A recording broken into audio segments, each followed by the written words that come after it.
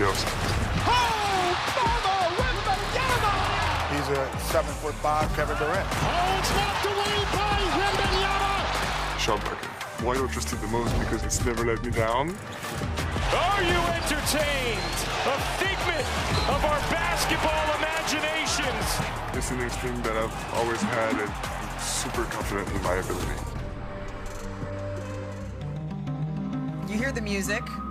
That's because Wemby was out of this world in his first career road playoff game. So let's all head to the Pacific Northwest, grab our flannels, our iced coffees, and get on up there. So the first half, it was really all about the Trailblazers. The rim here, is. Brian. I'm still just this music is driving me wild. Driving you wild. Denny Avdia kicks it to Donovan Clingan.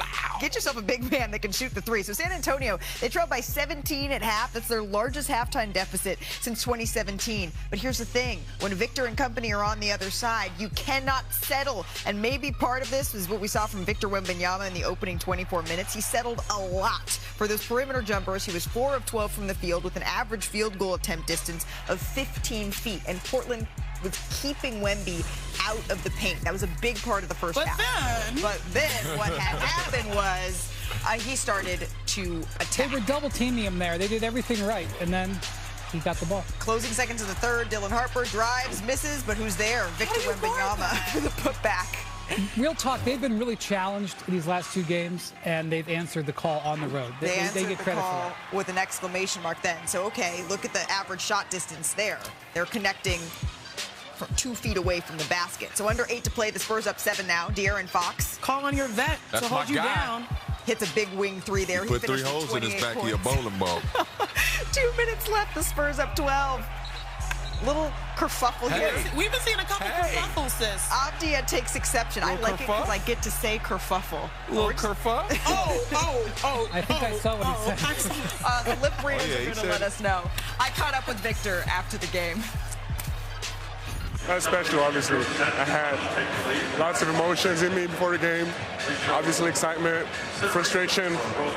So I let it all out tonight. You mentioned the frustration. The game, it was delayed because you suffered a concussion. Can you just walk us through what the last 5 days have been like for you getting cleared from those protocols? The Spurs have done an amazing job. I'm very unhappy about the way the protocol has been handled by other parties. But, you know, my staff has been amazing. I've been really healthy, you know, starting on day 1 after the injury. So, injury was weird, though. It was funny. That was interesting. He said he's been really unhappy with other parties, but a conversation for another time, because the Spurs, they've shown that no matter how far down they get, a comeback, it's possible. Because San Antonio, they're the first team in NBA history to trail by 15 or more at half and then go on to win that game by 15 or more points. So, Chene, what game changer led the way in your eyes? Oh, we did it earlier. Defense of Victor Wembanyama. Anytime Victor Wembanyama steps on the floor, it's Victor's world, it's Wemby's world, and we're just living in it. On 22 defensive possessions, half of them ended either in a block or a steal or a rebound by Victor Wembanyama. Let's break them down because he is the ultimate NBA Defensive Player of the Year and also cheat code. He could be off of his players, and all he does is ball hawk the ball. He's the excellent help side defender. He can rotate. We know he's mobile. He'll be at the free throw line, but in a blink of an eye, he'll deter. That's an all hell nah. I'm not going to shoot that there. That's a block. When you shoot, it's completely altered. Again, in help side defense, he can guard multiple players at once. And the one thing I'm impressed of is his tagging on both sides of the lanes. Here, he actually goes with the shooter and the ball handler in the paint and then is able to recover to his own defender to get a block again. Wemby returned from concussion, and it was wild because in his first playoff road debut, he made history. 25-5, the first ever player with these types of numbers in a road playoff game. Wemby's world, y'all, and we are straight up just living in it. But he also didn't do it by himself today, and he was talking about this afterwards, how he is maybe the head of the snake, but when you have teammates like Stephon Castle, like De'Aaron Fox, that are able to help carry the scoring load in particular, and the defense that Stephon Castle displayed was really remarkable, Brian. Yeah, I thought it was a near miss yesterday. Castle got his hand hit, and he pulled his hand out, and I thought he might have had an injury. He went to the back and got x-rays. That was very lucky that they avoided something there. He came back in, played with a vengeance down the stretch. Really, this Spurs team is too different monsters. One, it's Wembanyama. Two, it's the three-headed monster of their perimeter guards and what they can do defensively and turn it into offense.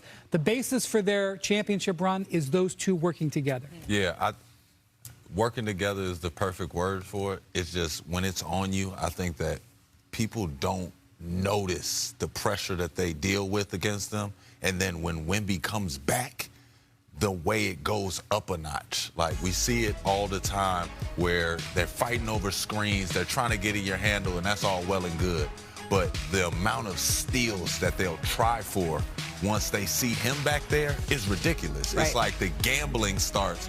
They in the slot machines, they at the blackjack table.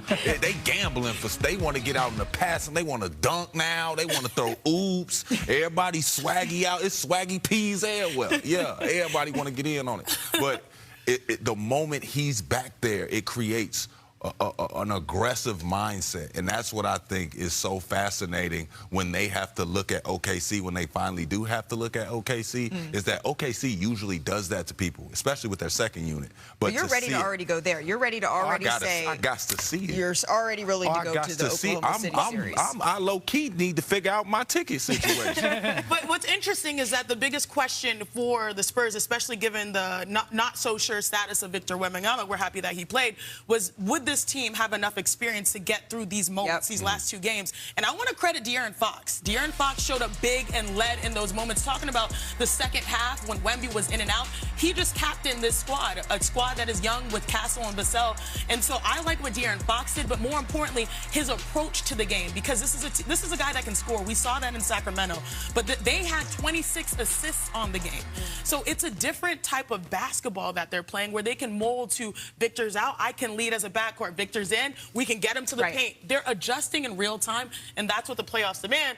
And I might be right there with you. I might have to call, Disney Travel and say, hey. I'm not going to remind you guys that we have the East, and so you're going to have to work on the Eastern Conference Series. But yeah, absolutely. Y'all work on your travel. It don't matter why we're there. All right. We do have a couple of critical Game 5s tomorrow night on ESPN, my friends. First, we have Jason Tatum and the 76ers, and then the Trailblazers visit Wemby and the Spurs. Our coverage begins with Kenny, Shaq, Charles, Ernie, and who knows, maybe they'll have another little dance party. Yeah, I was going to say the dance squad.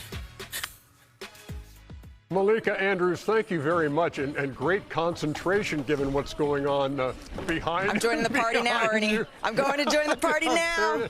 Yeah, it's kind of. Got it. Let's go, girl. and you know what else? What else is really? Tell them they doing that dance routine wrong back there. Everyone on Inside the NBA says y'all are rocking right now, and they're ready for a dance battle. They're ready to take you on, Chuck. It's you versus them. What was Chuck's dance? He's doing the like. I don't know what that is. This one with a little bit of like a. I don't know. Too much dip on the tip.